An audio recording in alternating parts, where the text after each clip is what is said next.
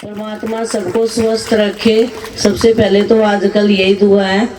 और दीदी के पास क्लास लगाने जरूर आए, क्योंकि हम लोग पहले भी यही कहते हैं कि हर बंदे का एक लालच होता है अपने पीछे, लेकिन दीदियों का कोई लालच नहीं है। बिना स्वार्थ के क्लास लगाते हैं, बहुत बड़ी बात है।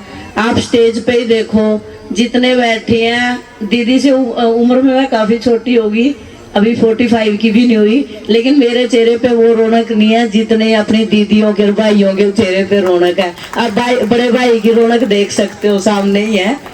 तो इसलिए सही कहते हैं दीदी, हम लोग टेंशन लेके घूमते हैं सारा दिन, तो साफ क्लियर दिखता है कि दीदी टेंशन लेते नहीं है, बल्कि उल्टा अच्छे सबक सिखाते हैं।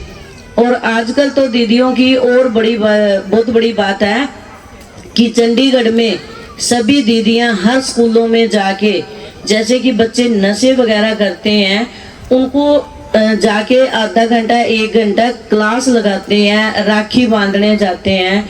तो उससे क्या होता है ना, बच्चों के अंदर एक खुशी मिलती है और कुछ सीखने को मिलता है। कल भी मैं स्कूल में गई थी किसी में 34, तो बड़ी खुशी मिली जब प्रिंसिपल सर ने बोला कि दीदियां राखी बांधने आई थी हमारे पास, तो हमें बड़ी खुशी मिली। और बच्चों को भी नशे से मुक्त होके एक अच्छी शिक्षा देते हैं कि कुछ टाइम हमारे पास आओ और अच्छी शिक्षा लो, क्योंकि उससे बच्चे नशे से, मोबाइल से दूर रहेंगे।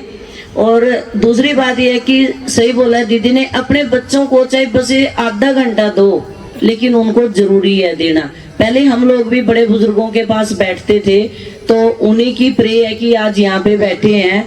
नहीं तो अपने सामने देखो, छोटा सा बच्चा सामने बैठा है, चश्मा लगाया हुआ है, 4 या 5 साल की उम्र होगी उसकी, और मैं अभी 45 की होगी, अभी तक मुझे चश्मा नहीं लगा है। तो इसलिए थोड़ा सा बहुत अच्छी बात है कि बच्चे को टीवी पे ना बिठाओ। माएँ मोबाइल दे देती हैं, टीवी पे बिठा देती हैं, क्योंकि उसमें माएँ खुद फोन पे लगी रहती हैं। तो इसलिए सबसे बड़ी बात ये है कि बच्चों को 1 घंटा देना बहुत जरूरी है।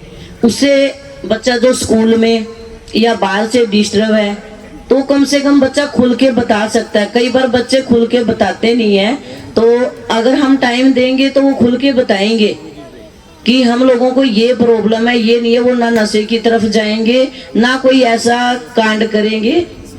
सुसाइड कर लेते हैं यंग बच्चे, क्योंकि वो अंदर अंदर घुट घुट के मर जाते। वो मैं अपने बच्चों को, मैं अपनी प्रशंसा नहीं कर रही, मैं दोनों बच्चों को एक ही बात कहती हूँ कि बेटा, रब ने इतना तो दे रखा, चाहे चटनी के साथ रोटी खा लो, लेकिन अपनी जो चीज है, डिमांड है जो दिल की, ऊंची से ऊंची, ये नहीं कि पैसे के पीछे कभी मत भागो। क्योंकि जो इंसान पैसे के पीछे भाग लिया, वो जिंदगी में उसकी जे कभी पूरी नहीं होती। तो इसलिए मेरे से तो खैर मेरी फैमिली भी दंग है, क्योंकि मैं पैसों से प्यार नहीं करती हूँ।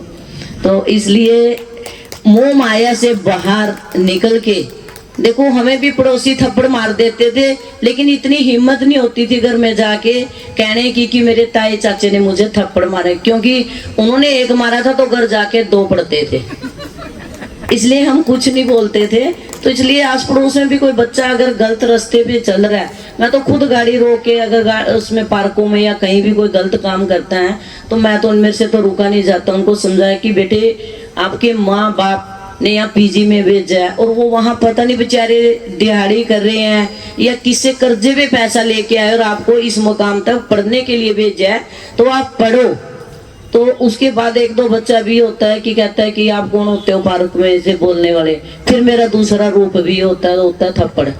मैं तो वैसे नहीं किसी से डरती, ये सच्चाई है, क्योंकि मैं सच्ची हूँ। तो इसलिए एक बार फिर मैं यही बोलना चाहूंगी कि सभी अपने अपने बच्चों को अच्छे संस्कार दे, आधा घंटा 1 घंटा जरूर दे, जिससे बच्चों की जिंदगी सफल हो सके।